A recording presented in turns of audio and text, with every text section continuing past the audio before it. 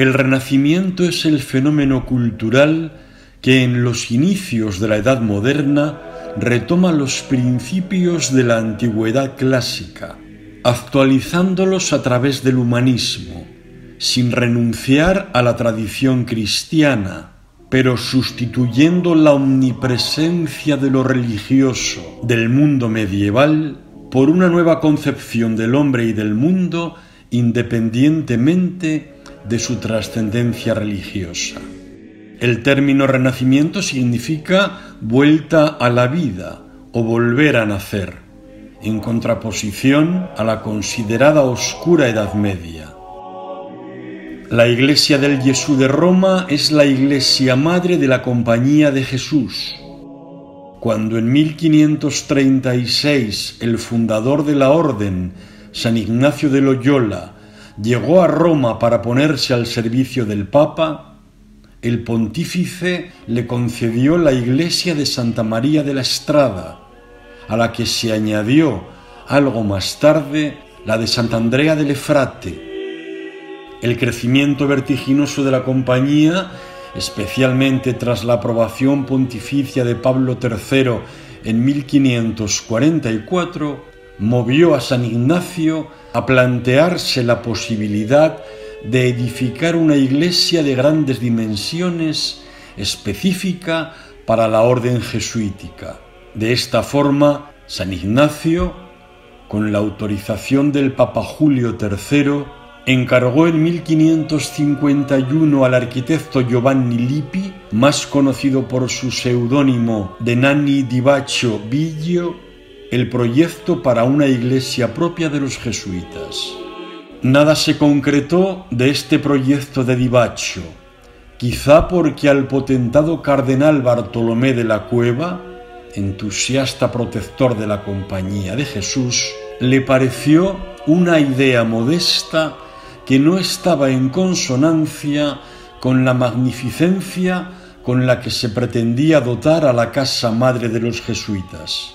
Así, en 1554, el cardenal de la Cueva asumió los gastos del proyecto y encargó el diseño a Miguel Ángel, ya anciano y ocupado en la obra de San Pedro.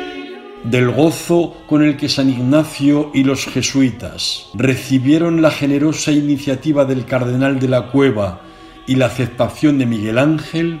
queda nutrida constancia documental. El mismo San Ignacio escribió en estos términos a Diego Hurtado de Mendoza el 21 de julio de 1554. La Iglesia irá ahora adelante tomando cargo de la obra el más célebre hombre que por acá se sabe, que es Michelangelo, que también tiene la de San Pedro, y por devoción sola, sin interés alguno, se emplea en ella. Miguel Ángel elaboró el proyecto con prontitud,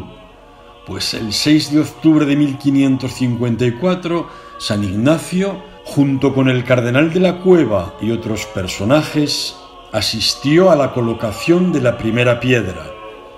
Sabemos por el secretario de San Ignacio, el padre Polanco, presente en la ceremonia, que Miguel Ángel bajó a los cimientos para colocar con sus propias manos la primera piedra. Sin embargo, la iglesia del Jesús no pudo ser construida conforme al proyecto de Miguel Ángel, ya que los jesuitas se encontraron con la oposición de algunos nobles propietarios de los palacios vecinos y San Ignacio decidió desistir en su construcción. Años después del fallecimiento del fundador San Ignacio de Loyola, acaecido el 31 de julio de 1556,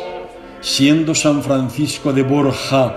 tercer prepósito de la orden, se retomó y concretó la idea de construir un templo que fuera la iglesia madre de la compañía. En 1568, el cardenal Alejandro Farnesio, nieto del Papa Pablo III, encargó la construcción de la iglesia jesuita romana a Jacopo Barossi da Vignola, conocido simplemente como Vignola, arquitecto bajo cuyo proyecto se erigió por fin el templo dedicado al Santísimo Nome di Gesù, al Santísimo Nombre de Jesús, conocido simplemente como il Gesù. San Francisco de Borja solicitó a Vignola que su proyecto se adaptara a los propósitos de la orden, concediendo gran importancia a la predicación y a un ceremonial litúrgico en sintonía con las disposiciones emanadas del Concilio de Trento, propósitos que determinaron el diseño de las iglesias, dando como resultado un tipo de planta llamada jesuítica que tuvo un éxito rotundo durante el barroco y que fue el modelo considerado ideal hasta prácticamente nuestros días. El espacio interior debía ser lo más diáfano posible, sin obstáculos columnarios, que pudiera acoger a muchos fieles, permitiera la visión del altar y que gozara de la mayor claridad posible para el lucimiento de las ceremonias litúrgicas y la visibilidad del púlpito para la predicación, con unas condiciones acústicas adecuadas. La iglesia del Gesù fue construida de acuerdo con estas directrices establecidas por el Concilio de Trento. Es por ello que el Gesù inauguró una nueva era en el trazado de iglesias con su planta y composición. La Compañía de Jesús desempeñó un papel fundamental en la reafirmación del catolicismo frente al protestantismo, siguiendo las pautas trentinas, especialmente en la confirmación de la autoridad del Papa, pues a los votos tradicionales de pobreza, castidad y obediencia añadió uno específico de obediencia al Papa. Su ánimo combativo se hace patente incluso en el título de su superior, General Superior de la Compañía. Vignola diseñó una planta inspirada en San Andrés de Mantua de Alberti, cruz latina de una sola y ancha nave cubierta con bóveda de cañón con lunetos, amplio crucero que no sobresale en planta, cubierto con una gran cúpula, cabecera absidal y capillas laterales entre los contrafuertes, comunicadas entre sí, que se abren a la nave central por medio de un arco de medio punto entre pilastras, con tribunas superiores reservadas a la comunidad religiosa. La cabecera tiene forma absidal, siguiendo la tradición paleocristiana como forma ideal para singularizar, también simbólicamente, el espacio más sagrado del templo, si bien en esta tipología jesuítica hace que la capilla mayor no sea un espacio acotado y separado del resto de la iglesia, sino la culminación lógica de la nave. No obstante, en las iglesias de esta tipología pronto se sustituirán las cabeceras absidales por las planas. El Gesù, por tanto, no tiene nártex intermedio, por lo que el fiel entra directamente en el cuerpo de la iglesia y contempla claramente el altar, y tampoco tiene naves laterales, de manera que se genera un gran espacio desde el que se ve el altar y se acentúa el sentido unitario y de congregación de los fieles. De esta forma se logra una dualidad entre el sentido longitudinal y el espacio centralizado, remarcado por la cúpula central. Es decir,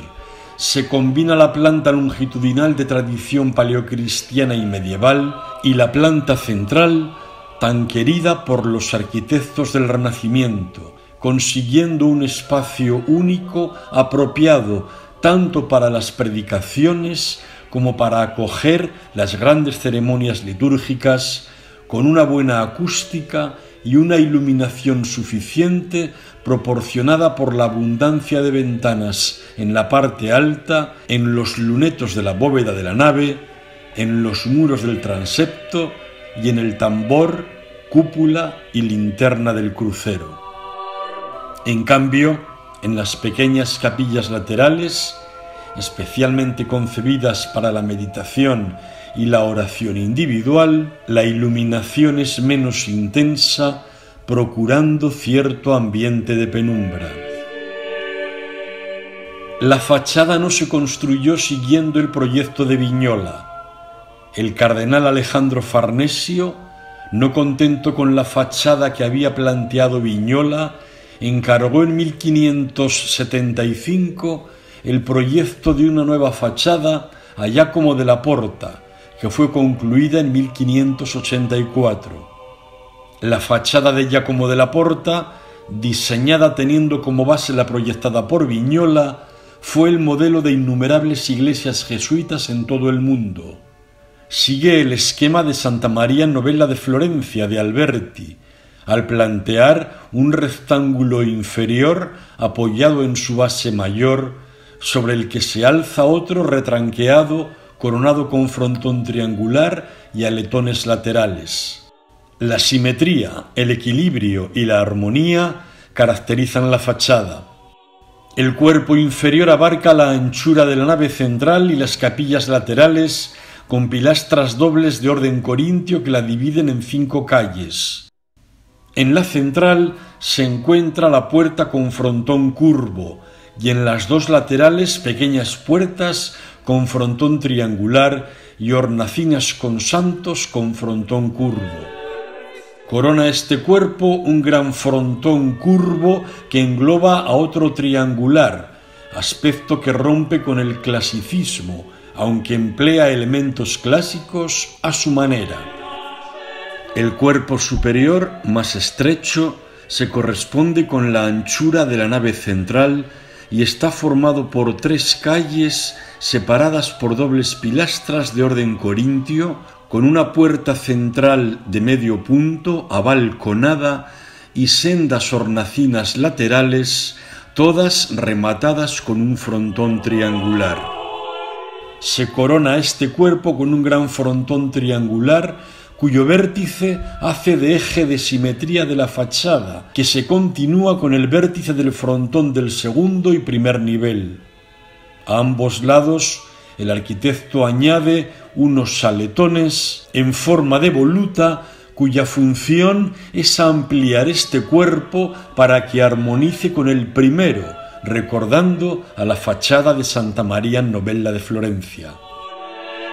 En 1661 Giovanni Battista Gauli, conocido como il Baciccio o Baciccia, recibió el encargo de decorar el interior de la iglesia, labor que concluyó en 1685. Entre los frescos destaca el de la bóveda de la nave del templo, desvelado el día de Nochebuena de 1679, que representa la adoración del nombre de Jesús. La iglesia del Gesù de Roma, consagrada el 25 de noviembre de 1584, es un relevante ejemplo de la adecuación de la arquitectura a las necesidades litúrgicas, que logra propiciar el sentido comunitario de los fieles congregados en un espacio sacro para rendir culto a Dios.